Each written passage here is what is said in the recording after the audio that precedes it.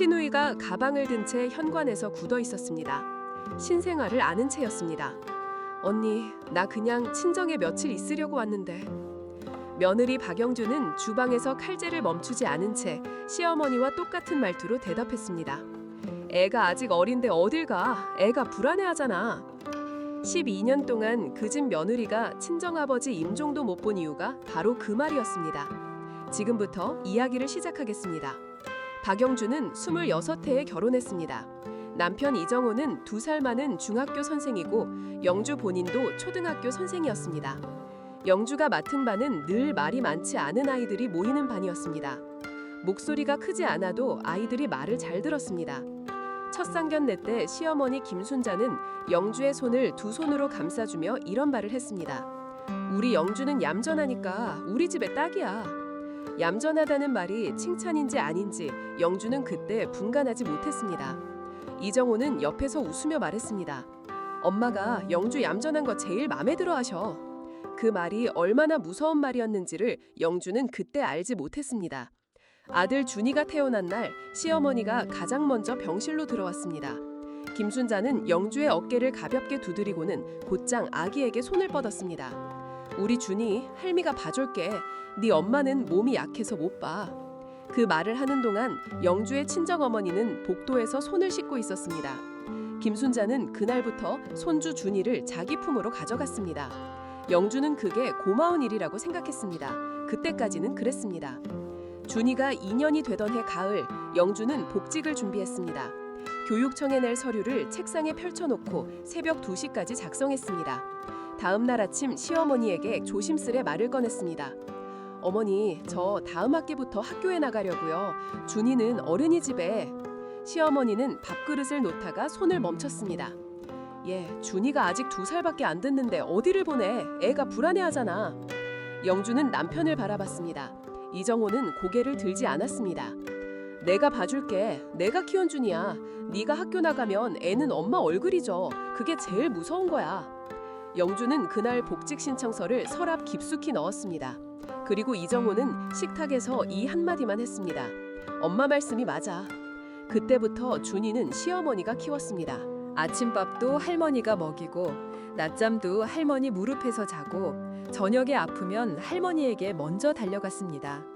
영주가 준이를 안으려 해도 준이는 고개를 돌렸습니다. 엄마 말고 할머니.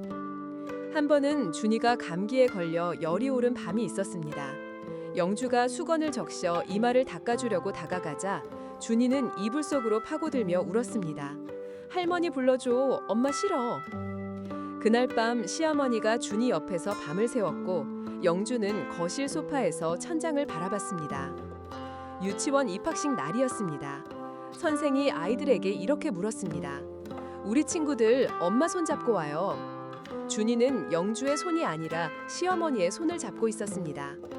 옆에 있던 다른 엄마가 영주에게 조용히 물었습니다. 어머나, 저 아이 할머니신가 봐요. 준이 엄마는 못 오셨나 봐요. 영주는 웃으며 대답했습니다. 아, 네, 제가 몸이 좀 약해서요. 그 말은 시어머니가 영주에게 평소 하라고 시키던 대답이었습니다. 시어머니는 개모임에서 이렇게 말하곤 했습니다. 우리 준이는 내가 키워. 엄마가 약해서 내가 다 해. 영주는 같은 자리에서 그 말을 듣고도 웃어야 했습니다. 준이가 4살이 되던 해 봄, 친정 아버지 칠순이 돌아왔습니다. 친정 어머니에게서 전화가 왔습니다. 영주야, 아버지 칠순에는 꼭 와야지. 영주는 시어머니에게 조심스럽게 말을 꺼냈습니다. 시어머니는 준이를 무릎에 앉힌 채 고개를 저었습니다. 애가 낯을 가려서 어딜 가. 애가 불안해하잖아. 친정이면 더 그래. 영주는 혼자 친정에 가려고 했습니다. 그러자 이정호가 말했습니다. 애 놔두고 당신만 가는 건 이상하지. 엄마 말씀도 일리 있잖아.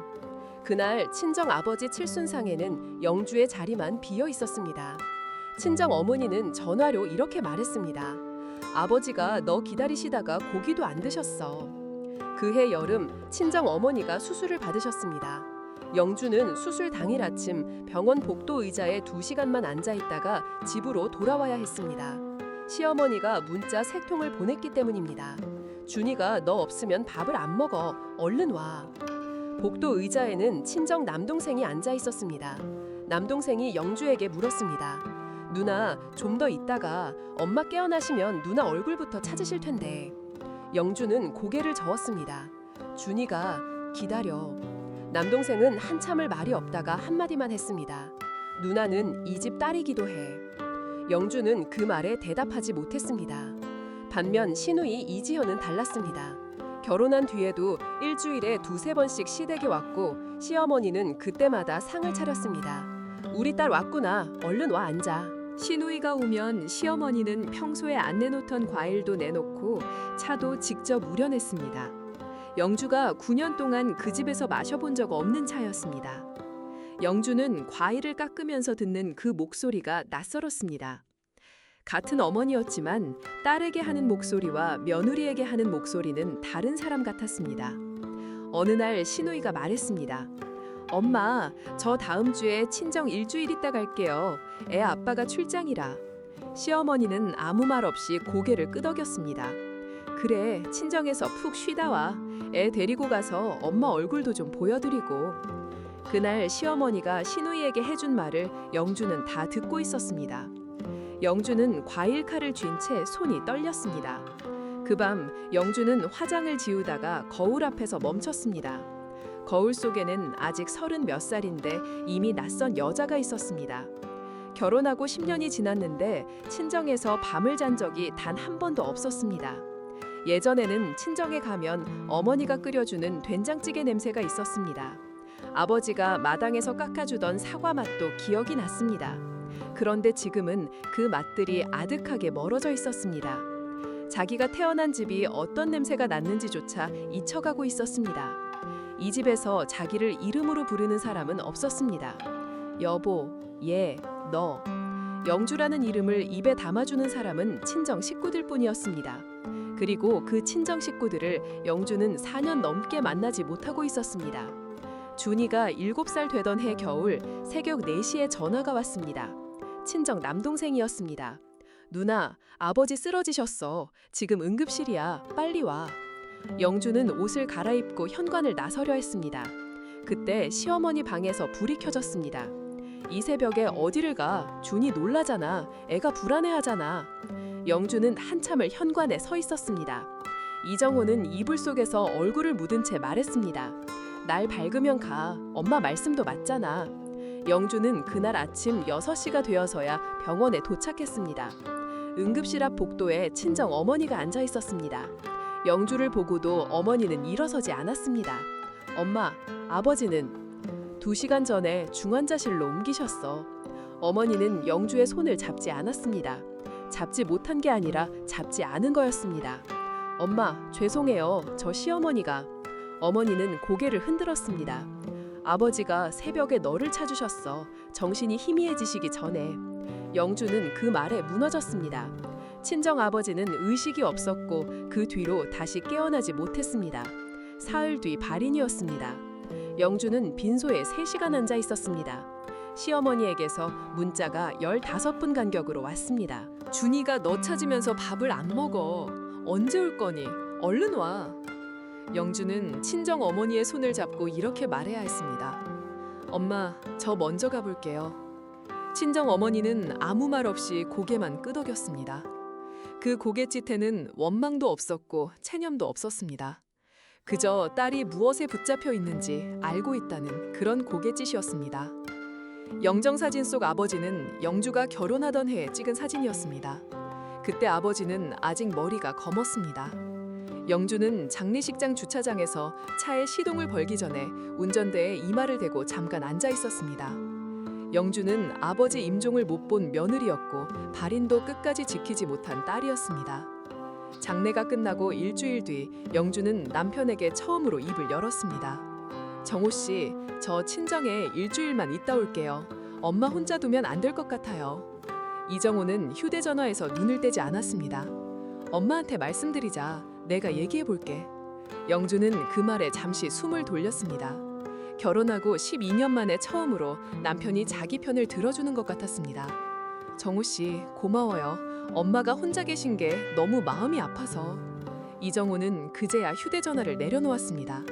응, 알아. 나도 장인어른 일 있고 나서 당신이 많이 힘든 거 알아. 근데 엄마 설득은 내가 잘 못하잖아. 당신이 먼저 얘기해보고 내가 옆에서 거들면. 영주는 그 말을 듣는 순간 알았습니다. 남편이 자기 편을 들어주려는 게 아니라는 걸. 자기가 먼저 말을 꺼내게 만들고 뒤에서 가만히 있으려는 거라는 걸. 다음 날 아침 이정호가 입을 열었습니다. 엄마, 영주가 친정 가서 며칠. 시어머니는 밥그릇을 내려놓고 천장을 한번 쳐다봤습니다. 아범아, 지금 장모님 혼자시니까 며칠 가고 싶은 마음 이해는 되는데 준이는 어떡할래?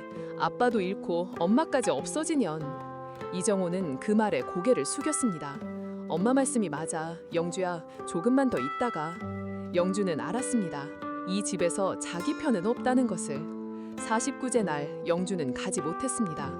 그날 아침 영주는 시어머니에게 한 번 더 부탁을 했습니다. 어머니, 오늘 하루만이라도 아버지 49제예요. 시어머니는 아침상을 차리며 아무렇지 않게 대답했습니다. 아범이 오늘 학교 끝나고 늦어. 준이 저녁은 누가 먹여. 다음에 가. 돌아가신 분은 어디 가시는 분 아니야. 친정 남동생이 보내준 사진으로만 49제를 봤습니다. 사진 속 친정 어머니는 혼자 제사상을 차리고 있었습니다. 어머니 옆에 비어있는 자리 하나가 있었습니다. 원래 영주가 서야 할 자리였습니다. 영주는 휴대전화를 들고 화장실에 들어가 물을 틀어놓고 울었습니다. 이 집에서 영주가 울 수 있는 장소는 물 흐르는 화장실뿐이었습니다. 울음이 잦아들 때쯤 영주는 거울을 봤습니다. 거울 속에는 누군가의 어머니도 아니고 누군가의 딸도 아니고 누군가의 아내도 아닌 그저 이 집 며느리로만 존재하는 여자가 있었습니다. 영주는 그날 처음으로 이런 생각을 했습니다. 이렇게는 더 못 살겠다. 여러분, 잠깐 숨 좀 돌리시죠. 이 이야기를 들으시는 분들 중에는 며느리로 사시면서 비슷한 경험을 하신 분이 계실 겁니다. 또 누군가는 손주를 봐주시면서 좋은 뜻으로 하신 일이 며느리에겐 다른 의미였을 수도 있습니다. 사람이 서로의 자리를 알아주는 게 얼마나 어려운 일인지 오늘 이야기의 뒷부분이 보여드릴 겁니다. 친정 아버지 49제가 지나고 넉 달 뒤였습니다. 시누이 이지현이 둘째를 출산했다는 전화가 왔습니다. 시어머니는 휴대전화를 든 채 얼굴이 환해졌습니다. 우리 딸 둘째는 아들이구나. 엄마가 갈게. 엄마가 가서 봐줄게. 전화를 끊은 시어머니는 영주를 돌아봤습니다. 얘, 너 짐 좀 싸거라. 우리 지현이 집에 좀 가봐야겠다. 영주는 가만히 시어머니를 바라봤습니다. 시누이가 여기로 오시는 건 어때요? 산후조리 여기서 하시면 편하실 텐데. 시어머니 얼굴이 밝아졌습니다. 그럴까? 그게 낫겠다. 준이도 고모 보고 좋아할 거고. 그날 밤 영주는 거실불을 다 끄고 소파에 혼자 앉았습니다. 아무것도 쓰지 않았습니다. 아무것도 꺼내지 않았습니다. 창밖에는 이웃집 창문 불빛 하나가 켜져 있었습니다. 영주는 그 불빛을 오래 바라봤습니다. 저 집에도 누군가의 어머니가 있고 누군가의 딸이 있을 거라는 생각이 들었습니다. 그리고 저 집에서는 어머니가 딸에게 친정에 다녀오라고 말할 거라는 것도. 영주는 친정 어머니가 혼자 49제를 차리던 사짐을 다시 떠올렸습니다. 그리고 친정 어머니가 병원 복도에서 자기 손을 잡지 않던 그 순간도 떠올렸습니다. 그 순간이 원망이 아니라는 걸 이제는 알았습니다. 그건 너는 이 집 딸로 돌아오기 못하는구나를 조용히 받아들이는 어머니의 체념이었습니다. 영주는 그 체념을 더는 어머니 혼자 짊어지게 두고 싶지 않았습니다. 12년 동안 이 집에서 참아온 말이 있었습니다. 그 말을 할 때가 됐다는 걸 영주는 알았습니다. 사흘 뒤 오후였습니다. 현관문이 열리고 시누이 이지현이 들어왔습니다. 가방을 든 채였고 품에는 한 달 된 신생아가 있었습니다. 언니, 저 왔어요. 엄마가 여기서 조리하래서. 영주는 주방에서 칼질을 하고 있었습니다. 시어머니가 소파에서 일어나 맞이했습니다. 우리 지연이 고생했다. 방은 안방 옆에 내줬어. 거기서 편하게. 영주가 칼질을 멈추고 천천히 고개를 들었습니다. 앞치마를 벗지 않은 채였습니다. 시누이를 바라봤습니다. 시누이 품에는 한 달 된 신생아가 있었습니다. 영주는 시어머니와 똑같은 말투로 입을 열었습니다. 아가씨, 애가 아직 어린데 어딜 가? 시누이 이지연의 얼굴이 굳었습니다. 언니, 이렇게 어린애 데리고 오시면 안 돼요. 영주는 말을 끊지 않았습니다. 애가 불안해하잖아요. 거실이 조용해졌습니다. 시어머니가 소파에 주저앉았습니다. 입을 벌렸다가 다물었다가 다시 벌렸지만 말이 나오지 않았습니다. 신우이 이지연은 신생아를 꼭 안으며 영주를 바라봤습니다. 언니, 그 말씀은... 신우이는 그 자리에 선 채 움직이지 못했습니다. 그때 이정호가 입을 열었습니다. 엄마, 시어머니는 고개를 숙였습니다. 아범아, 그게... 엄마가 영주한테 그렇게까지 하신 줄은 몰랐어요. 장인어른 임종 때도 저도 같이 잘못했어요. 시어머니는 아무 말도 하지 못했습니다. 이정우가 처음으로 어머니 앞에서 아내 편을 들었습니다. 사흘 뒤 영주는 가방을 쌌습니다. 준이를 데리고 친정에 갔습니다. 친정 어머니는 대문 앞에서 영주를 보고 한참을 아무 말도 못했습니다. 그리고 영주의 손을 잡고 이렇게 말했습니다. 늦게 와줘서 고맙다. 영주는 친정에서 한 달을 머물렀습니다. 아버지 산소에 3번 다녀왔습니다. 넉 달 뒤 어느 저녁이었습니다. 친정집 대문 밖에 누군가가 서 있었습니다. 시어머니 김순자였습니다. 손에는 보자기에 싼 꾸러미가 있었습니다. 영주가 문을 열자 시어머니는 고개를 들지 못한 채 꾸러미를 내밀었습니다. 준이 겨울옷이야. 집에 놓고 온 것 같아서. 짧은 한마디였습니다. 사과는 아니었습니다. 하지만 12년 만에 시어머니가 처음으로 영주 앞에 서서 고개를 숙인 순간이었습니다. 영주는 보자기를 받았습니다. 아무 말도 하지 않았습니다. 완전한 화해는 아니었습니다. 하지만 시작이었습니다. 여러분도 살다 보면 누군가의 자리를 알아주는 일이 얼마나 오래 걸리는지 느끼실 때가 있으실 겁니다. 오늘 이야기가 그런 분들께 조금이나마 위로가 되었으면 합니다. 이 채널에서는 이런 이야기들을 계속 전해드리고 있습니다. 구독 눌러주시고 알림 설정까지 해두시면 새로운 이야기를 가장 먼저 만나보실 수 있습니다. 긴 이야기 들어주셔서 고맙습니다.